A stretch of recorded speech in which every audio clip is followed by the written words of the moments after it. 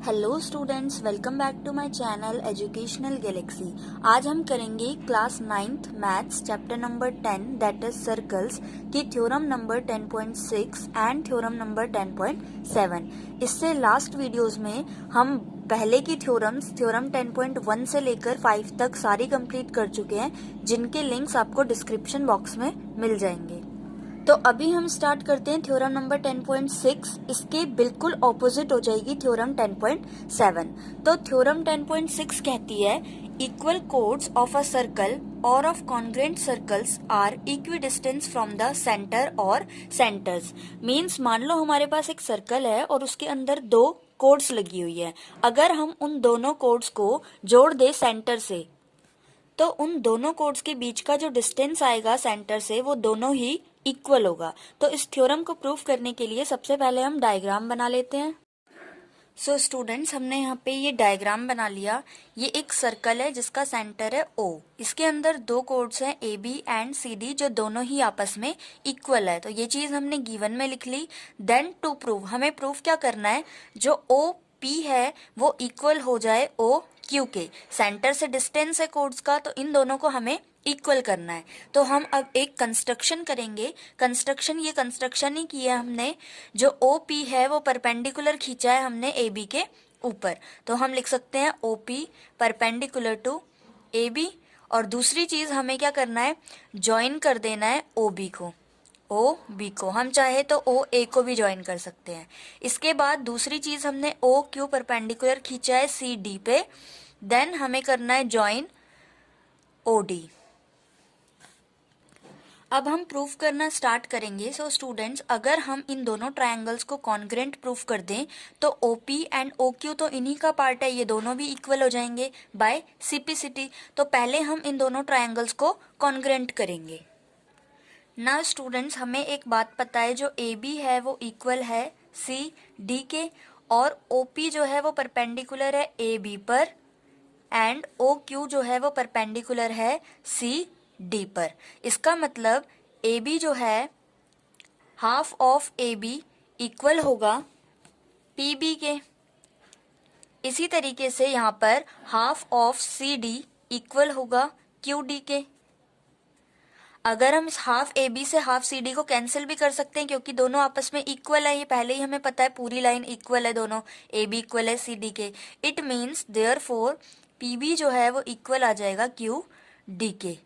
इसको हम equation number 1 मान लेते हैं। और अब हम दोनों ट्रायंगल्स को कॉन्ग्रेंट प्रूफ करना स्टार्ट करते हैं। तो हम लिखेंगे in triangle OPB and triangle QOD। तो OPD एंड OQD दोनों ट्रायंगल्स में क्या क्या कॉन्ग्रेंट चीजें हैं, क्या क्या तीन चीजें इक्वल है। तो सबसे पहला तो हम यही लिख सकते हैं, PB इक्वल है QD के, फ्रॉम इक्वेशन 1। इक्वेशन 1 में हमने अभी अभी प्रूफ की है ये चीज। सेकेंडली हम लिख सकते हैं एंगल P इक्वल है एंगल Q के, ईच 90 डिग्री, दोनों ही 90 डिग्री के क्योंकि परपेंडिकुलर है ये। एंड थर्ड चीज सिंपल सी जो हमें दिख रही है, OB इक्वल है OD के, रेडियाई ऑफ सर्कल। तो तीनों चीजें इक्वल आ गई। देयरफॉर हम लिख सकते हैं triangle OPB is congruent to triangle QOD by RHS। 90 degree वाला रूल लगा है इसलिए बाय RHS। अब हम एक चीज और लिख सकते हैं, देयरफॉर OP इसी ट्रायंगल का पार्ट है इज इक्वल टू OQ इसी ट्रायंगल का पार्ट है, ये दोनों भी आपस में इक्वल होंगे। और रीजन क्या लिखेंगे हम, by CP/CT corresponding parts of congruent triangle. Hence proved, यही हमें चीज प्रूफ करनी थी। अब नेक्स्ट थ्योरम देखते हैं, थ्योरम 10.7, जो इसकी सेम अपोजिट है। नाउ थ्योरम 10.7 क्या कहती है, chords equidistance from the centre of a circle are equal in length. Means इस बार हमें एक सर्कल दे रखा है और दो कोड्स दे रखी हैं, और कहा है सेंटर से इन दोनों ही कोड्स का जो डिस्टेंस है, इनकी जो दूरी है वो दोनों आपस में इक्वल है। तो हमें ये प्रूफ करना है कि वो दोनों जो कोड्स होंगी वो भी आपस में इक्वल होंगी। तो हुई ना बिल्कुल थ्योरम 10.6 का अपोजिट। सो हमने यहाँ पे ये डायग्राम बना दिया, ये सर्कल है, ये इसका सेंटर है, दो कोड्स हैं A B and C D, लेकिन इस बार हमें ये इक्वल नहीं दे रखी। हमें इक्वल क्या चीज दी है, O P and O Q. इन कोड्स का डिस्टेंस सेंटर से ओ पी इक्वल है ओ क्यू के, तो गिवन चीजें लिख ली हमने। देन टू प्रूव, हमें प्रूव क्या करना है, ए बी इक्वल आ जाए सी डी के, ए बी कोड पूरी ही इक्वल आ जाए सी डी कोड के। देन हमने कंस्ट्रक्शन करनी है ज्वाइन ओ बी, OB को हमने ज्वाइन कर दिया एंड ज्वाइन OD, OD को भी हमने ज्वाइन कर दिया। अब सेम जैसे लास्ट वाली थ्योरम में हमने दोनों ट्राइंगल्स को कॉन्ग्रेंट प्रूफ किया था, इस बार भी हम इन दोनों ट्राइंगल्स को कॉन्ग्रेंट प्रूफ करेंगे। उसके बाद ये वाला पार्ट जो है इतना, यानी कि PB, ये इक्वल आ जाएगा QD के, और उसके बाद हम सिंपली लिख सकते हैं जो AB है वो डबल है इसका, मतलब ये पूरा भी आपस में इक्वल हो जाएगा। सो हम लिखते हैं in triangle OPB and OQD। सबसे पहली चीज इनमें इक्वल क्या है, OB इक्वल है OD के, radii of circle. Then angle P equal है एंगल Q के, ईच 90 डिग्री। और इसके बाद थर्ड चीज जो इक्वल है दे ही रखी है हमें गिवन, OP इक्वल है OQ के, ये हमें गिवन दे रखा है इस बार। Therefore हम लिख